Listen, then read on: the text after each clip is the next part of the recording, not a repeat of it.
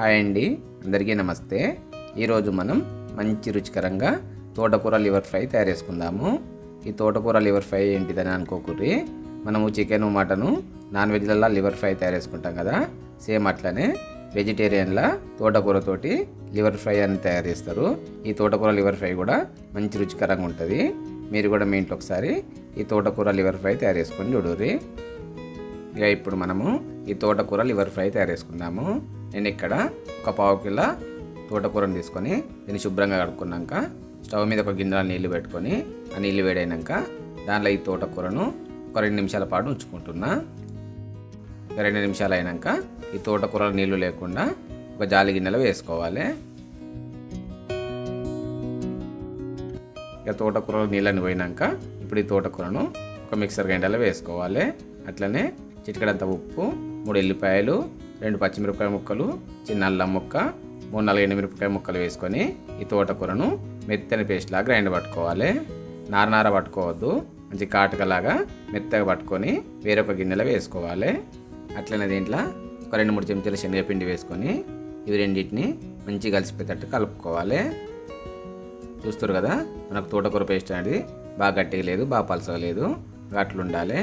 ఇక ఇప్పుడు ఒక గిన్నెలో కొంచెం నూనె వేసుకొని ఈ నూనెను గిన్నె అంచులో వెంబడి మంచిగా రాసుకోవాలి. ఈ గిన్నెకి నూనె రాసుకున్నాక ఇప్పుడు దీంట్లో మనం శనగపిండి తోటకూర కలుపుకున్న పేస్టును ఈ గిన్నెలో వేసుకొని వీడియోలో చూపిస్తున్నట్లు ఒక కేక్ లాగా మంచి తయారు చేసుకోవాలి. ఇక తోటకూరను మంచి సమానంగా చేసుకున్నాక చేతులతో ఒకసారి ఈ గిన్నెను 2-3 సార్లు కిందికి మీది కొట్టాలి. ఇట్లా కొడితే తోటకూర మధ్యలో ఖాళీ స్థలాలు అనేది లేకుండా అంతటా మంచిగా తోటకూర సమానంగా అవుతుంది.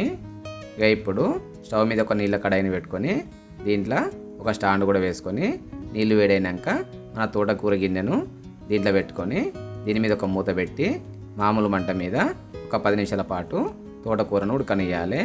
ఇక 10 నిమిషాలు తోటకూర ఉడికినాక మూత తీసి ఒకసారి తోటకూర కరెక్ట్ ఉడికిందో లేదో చూసుకోవాలి. మనం ఒక చాకుతోటి ఈ తోటకూరలో ఇట్లా పెట్టి చూస్తే మన చాకుకు ఎలాంటి తోటకూర అంటుకోవద్దు. ఇక మనకి ఇక్కడ ఏమో అంటుకుంటలేదు. ఇక మనకు తోటకూర మంచి ఉడికింది కాబట్టి దీన్ని తీసి కొద్దిసేపు చల్లారినాక ఒక చాకుతోటి ఈ తోటకూర అంచుల వెంబడి వీడియోలో చూపిస్తున్నట్లు గీరుకోవాలి. ఇట్లయితే మనకు తోటకూర మంచిగా గిన్నెలు కలిగి బయటకు వస్తుంది.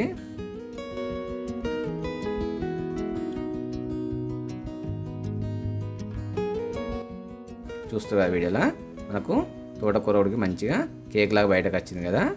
ఇప్పుడు దీన్ని ఒక చాకుతోటి కట్ చేసుకోవాలి. ఇక ఈ తోటకూర ముక్కలను కూడా ఇట్లనే కట్ చేయాలని ఏం లేదు, మీకు నచ్చిన స్టైల్లో నచ్చిన ఆకారంలో కట్ చేసుకోవచ్చు. ఎవరికి ఏ ఆకారంలో కట్ చేసుకోవాలనుకుంటే అట్లా కట్ చేసుకోరు, ఎవరి ఇష్టం వాళ్ళది.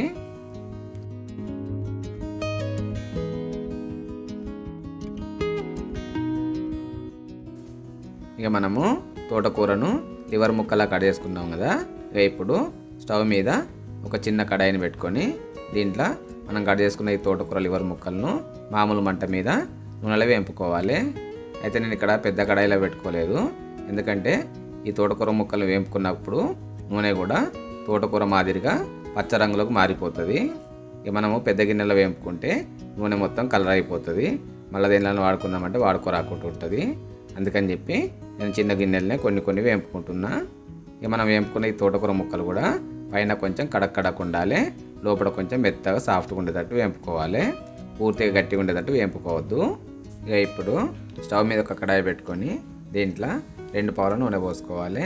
నూనె కొంచెం వేడైనాక పావు చెంచాడు జీలకర్ర, పావు చెంచాడు ఆవాలు, కొన్ని ఉల్లిపాయ ముక్కలు, కొన్ని పచ్చిమిరపకాయ ముక్కలు, కొంచెం కరివేపాకు వేసుకొని మామూలు మంట మీద ఉల్లిపాయల పచ్చిదనం పోయేదాకా కొంచెం దూరంగా వేంపుకోవాలి.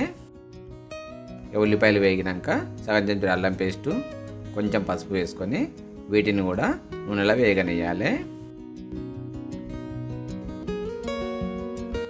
అల్లం పేస్ట్ కూడా వేగినాక ఒక 4-5 చెంచాల పెరుగు, ఒక చెంచాడు జీలకర్ర పొడి, చెంచాడు కారము, సగం చెంచా ధనియాల పొడి, రుచికి సరిపడినంత ఉప్పు వేసుకొని ఇవన్నీ మంచిగా కలిసిపోయేటట్టు కలుపుకోవాలి. అన్నిటిని కలుపుకున్నాక మనకు గ్రేవీ అనేది కొంచెం గట్టిగా ఉంది కదా, అందుకని చెప్పి ఇప్పుడు దీంట్లో కొన్ని నీళ్ళు పోసుకోవాలి. నీళ్ళు పోసుకొని అన్నిటిని ఒకసారి కలుపుకొని తక్కువ మంట మీద ఈ గ్రేవీని ఒక 2 నిమిషాల పాటు ఉడకనియాలి. ఈ గ్రేవీ మనకు మంచిగా ఉడికినాక ఇప్పుడు దీంట్లో మనం నూనెలో వేంపుకున్న తోటకూర ముక్కలను ఈ కడాయిలో వేసుకొని అన్నీ మంచిగా కలిసిపోయేటట్టు కలుపుకొని తక్కువ మంట మీదనే వీటిని దీంట్లో మంచిగా ఉడకనియాలి. ఇవి మంచిగా ఉడికినాక కొంచెం మిరియాల పొడి, కొంచెం కొత్తిమీర, అట్లనే కొద్దిగా నిమ్మరసం కూడా పిండుకొని ఇవన్నిటిని ఒకసారి మంచిగా కలుపుకొని మామూలు మంట మీద ఈ గ్రేవీ అనేది బాగా దగ్గరికి వచ్చి మంచి పొడి పొడిగా అయ్యేదాకా ఊకే కలుపుకుంటా మామూలు మంట మీద వేపుకోవాలి. ఇక మనకు బాగా దగ్గరికి వచ్చి పొడి పొడిగా అయినాక వీటిని తీసి పక్కకు పెట్టుకోవాలి. ఇంతే, మనకు మంచి రుచికరమైన తోటకూర లివర్ ఫ్రై తయారైపోయింది. చూసిరు కదా తోటకూర లివర్ ఫ్రై అనేది ఎంత మంచిగా ఉందో. అచ్చ మనం నాన్ వెజ్ లివర్ ఫ్రై ఎట్లుంటుందో అట్లనే ఉంది కదా. చూసిరు కదా మనకు తోటకూర లివర్ ఫ్రై ముక్కలు కూడా పైన మంచిగా గట్టిగా కరకరలాడుతూ లోపల మంచి మెత్తగా సాఫ్ట్గా ఉంది. మీరు కూడా మీ ఇంట్లో ఒకసారి ఈ తోటకూర లివర్ ఫ్రై తయారు చేసుకొని చూడండి, మస్తు మంచిగా ఉంటుంది.